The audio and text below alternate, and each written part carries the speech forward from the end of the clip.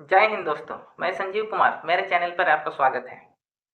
आज हम बात करने वाले हैं what is mock drill. Mock drill क्या है? मॉक ड्रिल एक प्रकार का इमरजेंसी ट्रेनिंग होता है जिसके माध्यम से हम वर्कर को बताने की कोशिश करते हैं कि सुडेन फायर, अर्थक्वेक और बिल्डिंग क्लॉप्स आदि खतरों से खुद को बचाने और दूसरे को बचाने के लिए किस तरह प्रयास होना चाहिए। Purpose of mock drill. देखिए, पर्पस ऑफ मॉक ड्रिल क्या जरूरत होता है इसका।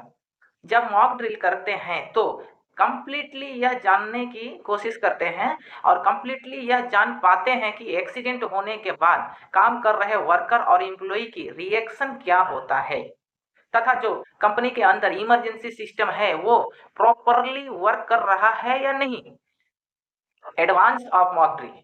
तो इसमें देखिए कुछ चरणों में बांटा गया है जिसको मैं आपको एक एक करके मैं बता रहा हूँ। जो कि पहला है आपका, मॉक ड्रिल करने के बाद एम्प्लॉय और वर्कर के बीच सेफ्टी को लेकर के अवेयरनेस आ जाता है तथा कंपनी में अपनी रिस्पॉन्सिबिलिटी को ठीक ढंग से करने लगते हैं। दूसरा, मॉक ड्रिल करने के पश्चात यह जान लेते हैं कि इमरजेंसी सिस्टम जैसे कि ambulance, fire brigade, rescue team आदि अपने समय से एक्सीडेंट स्पॉट पर पहुंचता है या नहीं। ये सबसे बड़ी बात है, इसको देखना बहुत जरूरी है दोस्तों।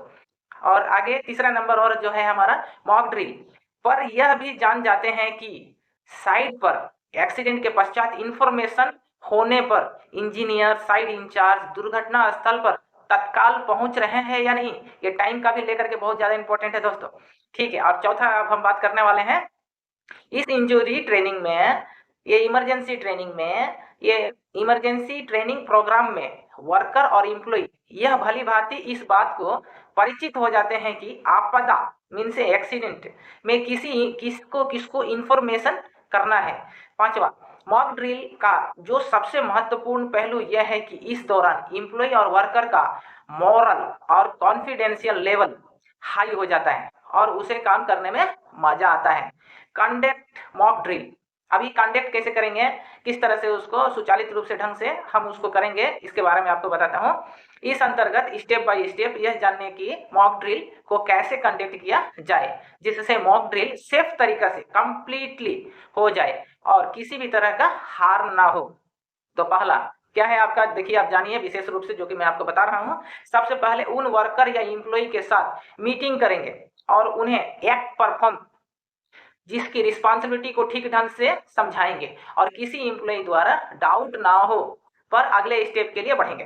फिर दूसरा स्टेप, फिर स्टाफ या वर्कर को रोल प्ले करना है वहां लेकर के जाएंगे। फिर वर्कर को उस स्थान पर भेजेंगे जहां रोल प्ले करना है और उसकी एक्टिंग पर नजर बनाए रखेंगे कि किसी प्रकार का मिस्टेक के कारण इंजूरी ना हो जाए। तीसरा, ड्रामा के दौरान उसकी इंजूरी हो जाएगी, फिर वर्कर में से कोई एक अपने सुपरवाइजर या सीनियर को इंफॉर्मेशन देंगे इस पोस्ट पर, इस स्पोर्ट्स पर एक्सीडेंट हुआ है या चोट सही है या नहीं। सही का नहीं होगा क्योंकि ये मॉक ड्रिल है। ठीक है। और चौथा, जब इंजीनियर या सुपरवाइजर दुर्घटना स्थल पर पहुंचेंगे और दुर्घटना की समीक्षा मीन्स इंक्वायरी करेंगे, फिर उसके बाद यह इमरजेंसी एजेंसी जैसे एम्बुलेंस या फास्ट एड को फोन करेंगे। पांचवा, जब एम्बुलेंस और फास्ट एड उपस्थित हो जाए मीन्स वो जब आ जाए तो पहले फास्ट एड इंजूरी पर्सन को जांचेगा, चेक करेगा उसको। फिर फास्ट एड किया जा सकता है तो करेगा, अन्यथा व्यक्ति वो जिसको चोट लगा हुआ है को स्ट्रेचर पर लेटाया जाएगा और एम्बुलेंस में रखकर उसे हॉस्पिटल भेजा जाएगा। क्योंकि सबसे पहले हमारा यही देखा जाएगा, फास्ट एड अगर नहीं हो पाता है तो उसको इमीडिएटली उसको एम्बुलेंस में लोड करके उसको हॉस्पिटल में हम लोग भेजेंगे, क्योंकि डॉक्टर ही उसका कंडीशन बताएगा कि क्या है या नहीं। इमरजेंसी टाइम में ये हमारा बहुत कुछ ध्यान में रख करके करना पड़ता है। उसका बाद पॉइंट पर आते हैं, छठा नंबर है हमारा, इतना कुछ करने के बाद मॉक ड्रिल को समाप्त कर दिया जाएगा। फिर एम्प्लॉय अपने अपने काम पर पुनः लौट जाएंगे। अभी अब सब नॉर्मल हो गया, चोट लगा उसके बाद उसको सही ढंग से जांच पड़ताल हुआ, फास्ट एड भी हुआ और उसको इमरजेंसी के तौर पर एम्बुलेंस में लोड करके भेज भी दिया।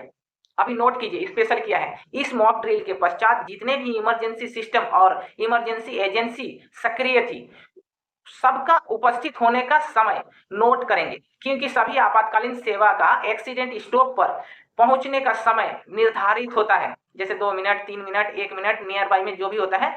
फिर भी अगर समय पर नहीं पहुंचते हैं तो मैनेजमेंट से उसकी शिकायत करेंगे फ्यूचर में कहीं ऐसा ना हो कि लापरवाही के कारण किसी की जान चली जाए। अगर मॉक ड्रिल समाप्त हो जाए तो कार्य शुरू होने से पहले दूसरा परमिट ले लेना चाहिए, क्योंकि पहला परमिट इनवैलिड हो जाएगा। ध्यान रखिए भाइयों, ये बहुत ही स्पेशल है। उसके बाद हम आज यहीं समाप्त करते हैं। अगर वीडियो अच्छा लगा तो लाइक करें, सब्सक्राइब करें और चैनल पर नए हैं तो फॉलो करें। जय हिंद।